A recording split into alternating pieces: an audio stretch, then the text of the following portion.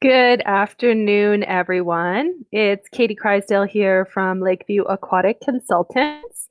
Thanks so much for being here today.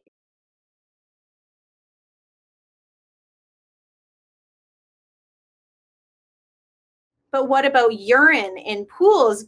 Peeing in the pool, that can go by unnoticed. And there has been an estimated urinary contribution of 77.5 milliliters per swimmer. So this is not brand new, innovative work to think, okay, do people pee in pools? But what's different here today is how are we going to monitor? How are we going to find a unique way to identify an indicator of urine in pools? So I specifically focused on acesulfame, which is a particular artificial sweetener because of its excretion in the human body. It's excreted greater than 99%, so almost completely in urine. Now, this makes acesulfame a much better indicator for urine than some other artificial sweeteners like sucralose. Sucralose is excreted about 85% in feces. So that's not going to be a really helpful indicator for us when we're trying to focus on swimming pools, because we all know that feces in the swimming pool is going to be detected right away and removed and remediated. A large portion of my PhD hinged on this calculation, C1V1 equals C2V2. And basically what it does is it's a dilution calculation. And what we know based on our experimental data is that the concentration in our swimming pool X of acesulfame was 156 nanograms per liter. And we knew the approximate volume, 420,000 liters. And we knew our concentration of acesulfame in urine, our average that we detected, but we didn't know what volume of urine do we need to add to the pool to account for this concentration of acesulfame that we detected. So we estimated 30 liters of urine at that average acesulfame concentration would need to be added to the pool to account for that acesulfame concentration we detected over the 3 weeks, and 75 liters in that second pool. So overall, in this study, I was able to develop a new method for acesulfame detection. I detected acesulfame in 100% of the swimming pools and hot tubs surveyed. That was the first time ever that anyone had decided, oh, maybe there's artificial sweeteners in these swimming pools and hot tubs. It had never been reported before. And it was the first time we then were able to do a pilot study on 2 swimming pools where we looked at the concentration over 3 weeks and then did that basic calculation, the C1V1 equals C2V2, to estimate the volume of urine required to account for the acesulfame. So this was the first time to apply the strategy of using a sulfame indicator of urine in swimming pools and hot tubs.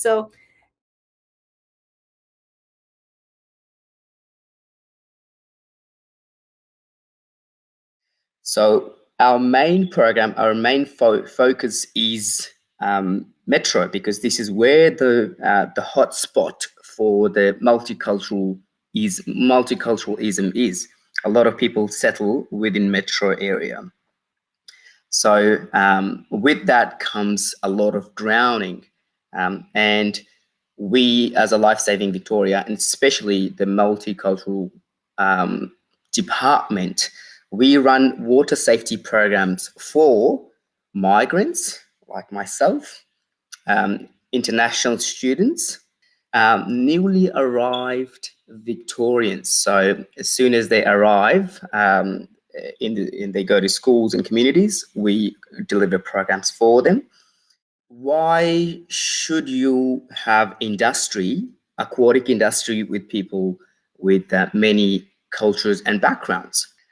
First one, because you will have a bigger recruitment pool with many diverse background at your pool. Second, greater inclusiveness. So you are including people from communities who are disadvantaged, normally disadvantaged, and you are inclusive, and that is a very good reflection for your center. Improved water safety at the pool as a result. So people, for example, if someone is attending the swimming pool that I work are from Afghanistan and maybe their English is not so good, I can speak to them in my own language and make sure that they receive the water safety messages so they can help improve water safety. The very most and important one would be cross-learning, cross-cultural learning. So staff could learn a lot from people from multicultural background and vice versa. People from multicultural background can learn the culture of Canada and the language and all the other stuff that is needed for the settlement. Power of role model. They are powerful community influencer, duplicating both diversity and water safety knowledge and make a better, safer community and aquatic facility. So the power of one. So Minty was the first ever Afghan lifesaver. Since then, he has inspired many, many youth in the Dandenong region to become a lifesaver or a lifeguard, especially within Afghan community members of people from Afghanistan. And so this is a power of one. We believe in mentoring. We believe in role models.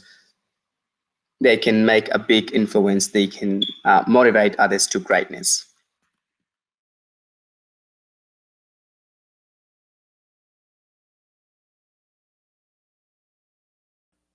The takeaway is that people bring in chemical waste, so dissolved chemicals, carbon, nitrogen, and lots of floaties. Floaties is my technical term. So the nature of what's coming off of bathers, we got dissolved chemicals. You can't filter that. Then you got particles. Now the nature of these particles is they're literally floaties. They're not dense. When you talk about a filter and a micron rating, it's kind of just assuming you got little grains of particles, hard, dense pieces of sand that you're catching. And in reality, most of what's coming off people is not little grains of sand. It's very light material. So the floaties. And that stuff behaves a little different. So you think about those floaties, so like your skin sheddings, the outer layer of skin, when you think about it going through a pool piping system, hits a circulation pump, there's shearing forces there. There's a lot of turbulence, so it breaks that stuff up. And then it hits a filter media, so maybe a grain of sand or perlite, and some of that stuff scatters into smaller and smaller pieces, and it's not, again, it's not a 2 micron grain of sand or a 1 micron, it's colloidal at that point. It's being dispersed to finer and finer particles. And that's the whole problem here is there's a lot of stuff that goes into the pool that it is undergoing chemical oxidation with chlorine, and it's not being removed from the pool system. It's being recycled and it accumulates. We're looking more at the volatile disinfection byproducts, which, I mean, that's the stuff in the water that turns into a gas. The one thing that is we can measure easier now than ever before is that inorganic trichloramine.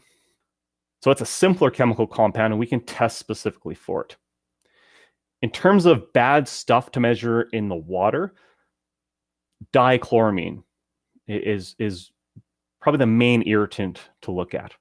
And that's a piece of what you'd test for with a traditional pool kit. Chloroform, which is it's a trihalomethane. Technically, it's trichloromethane, is present in the water, 2 to 20 times higher than in tap water. And then there's a positive correlation: the higher the level in the water, the higher the level in the air. So obstacles to better air quality. So we have a lot of reliance on traditional combined chlorine. There's a lot of emphasis on you got to test your combined chlorine so you know if your air is good. Dr. Stottermeister from the German Federal Environment Agency just sums this up perfectly. There's no direct correlation between trichloramine concentration indoor pool air and the value for the chemical parameter combined chlorine. You can have high combined chlorines. If it's mostly monochloramine, you're not going to have an irritant, and there's no air quality issues. You could have a seemingly low combined chlorine number, but if it's predominantly dichloramine, you're going to have irritation of bather eyes. Or you could have low monochloramine, low dichloramine. It could all be gassed off as nitrogen trichloride, and those levels could be high, and then you got a problem. There's still a lot of, I call adherence to traditional methods and anecdotal reasoning. So like the old pH at 7.5 because it's good for the eyes or something. That's not in the best interest for air quality. So I got a 4-step plan to improve your air. So step 1, reduce the contamination. Showering before entering the pool helps, believe it or not. 27% less trihalomethanes just from forcing people to take a thorough shower. So step 2, enhance the water circulation filtration. So it's a limiting factor because you're dealing with generally existing facility infrastructure. But cleaning of high contamination areas, so surge tank, gutters, if you have removable stairs, all that kind of stuff kind of becomes pockets of chlorine demand where creates water quality issues that cause you to need higher levels of chlorine to do the job. Optimizing disinfection is step 3. If there's going to be a test on this, I'd be telling everyone this is on the test. Swimming pools should be operated with a pH no lower than 6.8 to limit trichloramine exposure, and not higher than 7.2 to limit trihalomethane formation. So this is gold to my process there. Step 4, ventilation system performance. So ventilation, you don't want it, you need it. It's critical. You need fresh air intake, you need air movement. But you don't want it to cover up a problem. So focus on what's in the water first.